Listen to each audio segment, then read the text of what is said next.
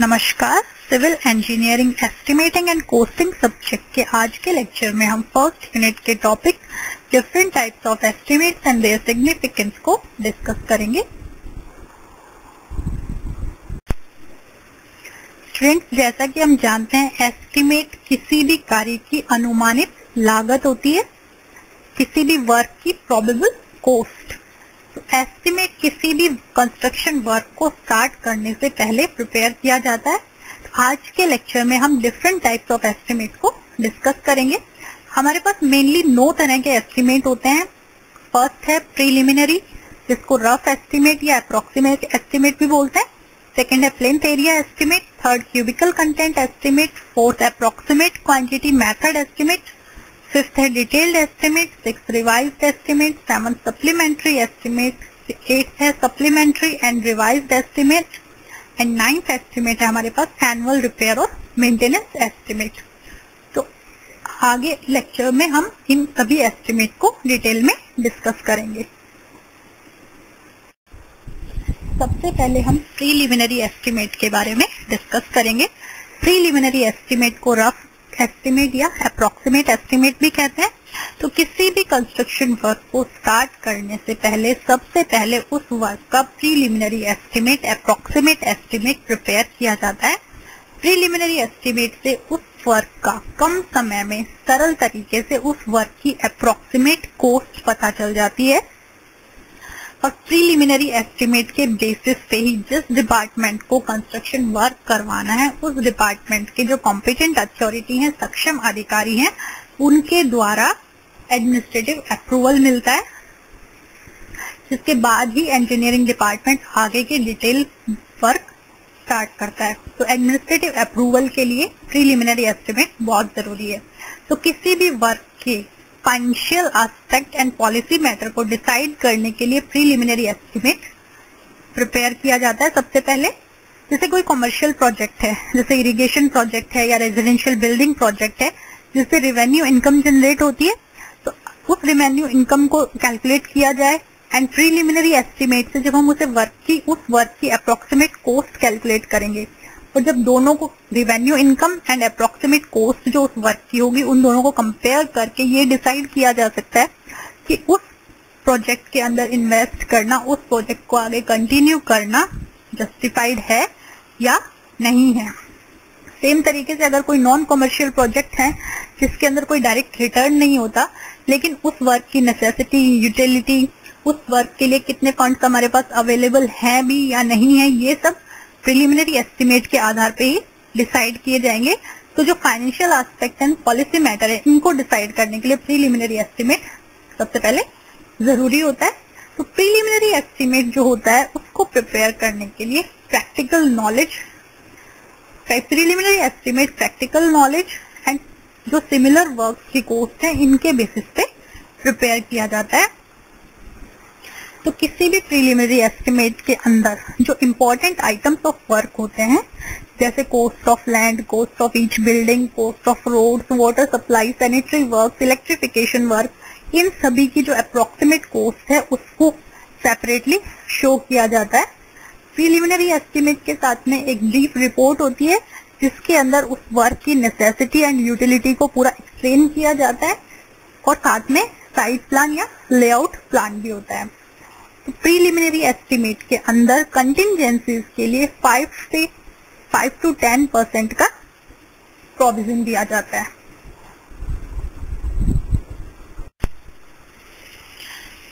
Different type के structures and works के लिए जो प्रीलिमिनरी एस्टिमेट प्रिपेयर किया जाता है, तो उसके लिए वेरियस वेज हैं हमारे पास। वेरियस वेज से हम डिफरेंट स्ट्रक्चर्स एंड वर्क्स के लिए प्रीलिमिनरी एस्टिमेट प्रिपेयर कर सकते हैं। जैसे बिल्डिंग के लिए प्रीलिमिनरी एस्टिमेट हम 4 तरीके से प्रिपेयर कर सकते हैं। मेनली हमारे पास 4 मेथड होते हैं। फर्स्ट है पर यूनिट बेसिस या यूनिट बेस मेथड। सेकंड है हमारे पास प्लेन्थ एरिया बेसिस पे। थर्ड क्यूबिक कंटेंट बेसिस पे। Fourth approximate quantity method estimate के बेसिस पे हम बिल्डिंग के लिए प्रीलिमिनरी एस्टिमेट प्रिपेयर कर सकते हैं। तो फर्स्ट हम डिस्कस करते हैं unit base method. Unit base method के अंदर जो टोटल कॉस्ट स्ट्रक्चर की हम अप्रोक्सीमेट कॉस्ट जो कैलकुलेट करते हैं वो पर यूनिट बेसिस पे, पर यूनिट के जो रेट होती है उसके बेसिस पे प्रिपेयर करते हैं। इसके अंदर जो टोटल नंबर ऑफ यूनिट्स होते हैं उसे टोटल नंबर ऑफ यूनिट्स को यूनिट रेट से मल्टीप्लाई किया जाता है। उस आइटम की यूनिट रेट से जब मल्टीप्लाई किया जाता है तो हमें उस वर्क की कॉस्ट मिल जाती है। जो यूनिट बेस्ड मेथड है ये प्रीलिमिनरी एस्टिमेट या अप्रोक्सीमेट कॉस्ट निकालने का इजी मेथड है, सबसे इजी मेथड है, और इसके अंदर हमें उस वर्क की रफ कॉस्ट मिल जाती है। अब हम बात करते हैं यूनिट चीज को कंसीडर किया जा रहा है यहाँ पे। तो जब हम स्कूल की बात करते हैं या कॉलेज की बात करते हैं तो वहां पे एक स्टूडेंट को एज ए यूनिट लिया जाता है। सेम तरीके से अगर हॉस्पिटल की बात करेंगे तो वहां पे 1 स्टूडेंट, वहां पे 1 यूनिट लिया जाएगा। सेम तरीके से अगर सिनेमा हॉल, थिएटर हॉल की बात की तो वहां पे पर सीट जो एक सीट है उसे यूनिट कंसीडर किया जाएगा। तो किसी यूनिट के लिए, किसी यूनिट के बेसिस पे हम आगे एस्टिमेट प्रिपेयर करते हैं। तो टोटल कॉस्ट, एस्टिमेटेड कॉस्ट क्या होती है बिल्डिंग की? Number of unit multiply by cost per unit. Per unit की जो कॉस्ट है उसे जब नंबर ऑफ यूनिट से हम मल्टीप्लाई कर देंगे तो हमारे पास टोटल एस्टिमेटेड कॉस्ट आ जाती है प्रोजेक्ट की। तो यूनिट रेट कहाँ से मिलता है? तो जो एक्चुअल एक्सपेंडिचर हुआ है किसी वर्क पे या कोई सिमिलर बिल्डिंग की कॉस्ट है जो लोकेलिटी में है, तो उससे हम पर यूनिट की रेट पता करते हैं।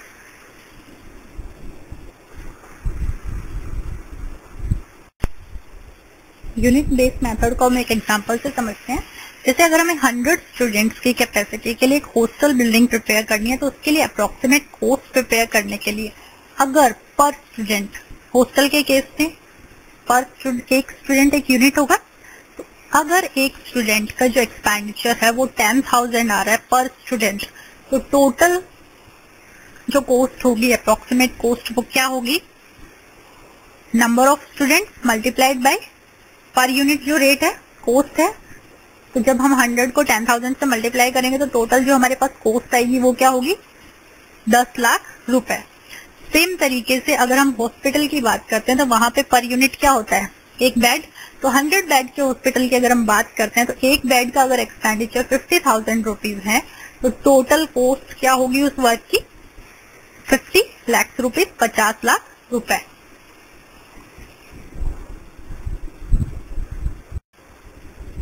रोड्स एंड हाईवेज के लिए जो प्रीलिमिनरी एस्टिमेट बनता है वो नेचर ऑफ रोड, रोड की विड्थ, थिकनेस ऑफ मेटलिंग के अनुसार पर किलोमीटर के आधार पे प्रिपेयर किया जाता है।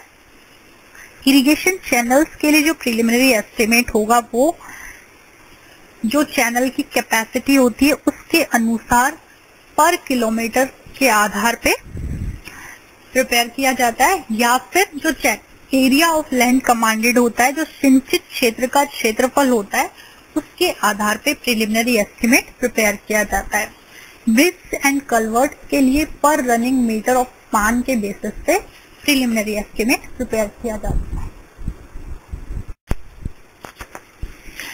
नेक्स्ट है water supply and sewerage project के लिए प्रीलिमिनरी जो एस्टिमेट बनता है वो पर हेड, प्रति व्यक्ति के आधार पे बनता है, या सेकंड है जो आबादी है और जो एरिया कवर्ड है उसके आधार पे प्रीलिमिनरी एस्टिमेट प्रिपेयर किया जाता है।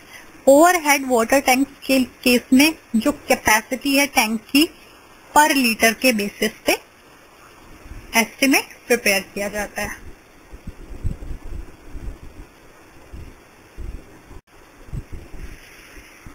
नेक्स्ट एस्टिमेट है plinth area estimate. Plinth area estimate approximate estimate होता है जिसको बिल्डिंग के प्लिंथ एरिया के बेसिस पे प्रिपेयर किया जाता है। तो सबसे पहले हम प्लिंथ एरिया को डिस्कस करते हैं। तो किसी भी बिल्डिंग का जो बिल्ट अप कवर्ड एरिया होता है, रूफ कवर्ड एरिया होता है, जो छतदार भाग होता है, उसे उस बिल्डिंग का प्लिंथ एरिया कहते हैं। प्लिंथ एरिया जब कैलकुलेट करते हैं तो बिल्डिंग की एक्सटर्नल डायमेंशन ली जाती हैं फ्लोर लेवल पे। प्लिंथ एरिया के अंदर बिल्डिंग के जो प्लिंथ ऑफसेट्स होते हैं उनको इंक्लूड नहीं किया जाता है। सेम तरीके से जो कोर्टयार्ड है और अदर कोई ओपन एरिया है बिल्डिंग के अंदर तो उसे भी प्लिंथ एरिया में इंक्लूड नहीं किया जाएगा। तो सबसे पहले बिल्डिंग का प्लिंथ एरिया कैलकुलेट किया जाएगा और प्लिंथ एरिया को जब प्लिंथ एरिया रेट से मल्टीप्लाई कर देते हैं तो हमारे पास उस बिल्डिंग की अप्रोक्सीमेट कोस्ट आ जाती है। प्लिंथ एरिया रेट निकालने के लिए क्या किया जाएगा, जिस लोकेलिटी में हम बिल्डिंग कंस्ट्रक्ट करना चाह रहे हैं, जिस बिल्डिंग का एस्टिमेट प्रिपेयर करना चाह रहे हैं, उसी लोकेलिटी में सिमिलर टाइप की बिल्डिंग जिसके स्पेसिफिकेशन सिमिलर हो, height, construction work almost similar हो, उस बिल्डिंग की जो टोटल कॉस्ट लगी है कंस्ट्रक्शन में, उस कॉस्ट से हम प्लिंथ एरिया रेट निकालते हैं। और उस प्लिंथ एरिया रेट को जो हम प्लिंथ एरिया बिल्डिंग के प्लिंथ एरिया से मल्टीप्लाई करेंगे तो हमारे पास वहां पे प्लिंथ एरिया एस्टिमेट आ जाएगा।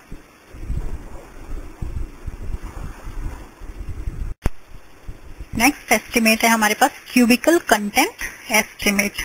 क्यूबिकल कंटेंट एस्टिमेट बिल्डिंग के क्यूबिकल कंटेंट के बेसिस पे जो प्रपोज्ड बिल्डिंग है उसके क्यूबिकल कंटेंट के बेसिस पे प्रिपेयर किया जाता है। क्यूबिकल कंटेंट से मतलब है उस बिल्डिंग की लेंथ, ब्रेथ एंड हाइट।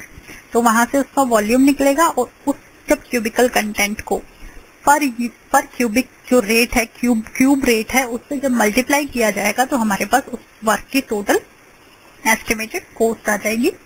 तो क्यूबिकल कंटेंट एस्टिमेट के लिए क्या किया जाएगा, बिल्डिंग का जो प्लिंथ एरिया है उसे जब हाइट से मल्टीप्लाई करेंगे तो हमारे पास क्यूबिकल कंटेंट आ जाएंगे। एरिया के अंदर हमारे पास लेंथ इंटू ब्रेथ होती है, मल्टीप्लाई बाय हाइट किया तो हमारे पास क्यूबिकल कंटेंट आ गए। इस क्यूबिकल कंटेंट को जब क्यूब रेट से मल्टीप्लाई किया जाएगा तो हमारे पास टोटल अप्रोक्सीमेट कॉस्ट आ जाएगी। तो क्यूबिकल कंटेंट एस्टिमेट भी एक अप्रोक्सीमेट एस्टिमेट या रफ एस्टिमेट ही होता है। तो इसके अंदर जो लेंथ एंड ब्रेथ प्रिपेयर जो मेजर की जाती है, जैसे प्लिंथ एरिया एस्टिमेट में एक्सटर्नल डायमेंशंस ली गई थी फ्लोर लेवल पे, सेम तरीके से उसी तरीके से डायमेंशंस यहाँ पे भी लेंथ एंड ब्रेथ के लिए एक्सटर्नल डायमेंशंस ली जाती है बिल्डिंग की फ्लोर लेवल पे। एंड जो हाइट ली जाएगी वो फ्लोर के टॉप लेवल से लेके, अगर फ्लैट रूफ है हमारे पास तो उस फ्लैट रूफ के टॉप तक की हाइट ली जाती है, अगर स्लोप रूफ है तो उसके हाफ पे तक लेंगे। इसके केस में जो फाउंडेशन है, प्लिंथ है और पैरापेट है, क्यूबिकल कंटेंट एस्टिमेट में जब हम हाइट कैलकुलेट करते हैं तो उसके अंदर हम फाउंडेशन, प्लिंथ या पैरापेट, जो रूफ के ऊपर पैरापेट होती है, उसको इंक्लूड नहीं करते हैं। Cubical content estimate most accurate preliminary estimate है, क्योंकि प्लिंथ एरिया एस्टिमेट के अंदर सिर्फ एरिया होता है, लेकिन क्यूबिकल कंटेंट के अंदर हमारे पास हाइट भी आ जाती है। तो यहाँ पे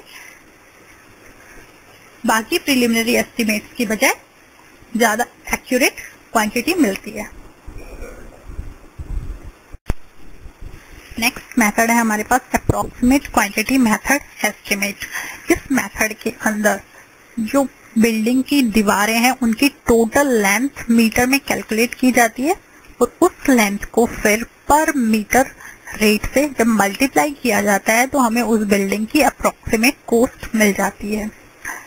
रनिंग मीटर का जो रेट कैलकुलेट किया जाता है तो उसके लिए बिल्डिंग को दो पार्ट्स में डिवाइड किया जाता है, फाउंडेशन पार्ट अलग से एंड सुपर स्ट्रक्चर पार्ट अलग से। फाउंडेशन के अंदर जो एक्सकावेशन है, फाउंडेशन ब्रिक वर्क, प्लिंथ तक का ब्रिक वर्क जो है उसको फाउंडेशन पार्ट में लिया जाता है और उस प्लिंथ वर्क के ऊपर जितना भी ब्रिक वर्क हो रहा है वो सुपर स्ट्रक्चर पार्ट में आएगा। तो इन foundation and super structure in दोनों पार्ट के लिए जो पर रनिंग मीटर में जो रेट आ रही है पर मीटर की, उसको अलग अलग कैलकुलेट किया जाता है और फिर उसी के बेसिस पे अप्रोक्सीमेट क्वांटिटी निकाली जाती है, सॉरी अप्रोक्सीमेट कॉस्ट निकाली जाती है।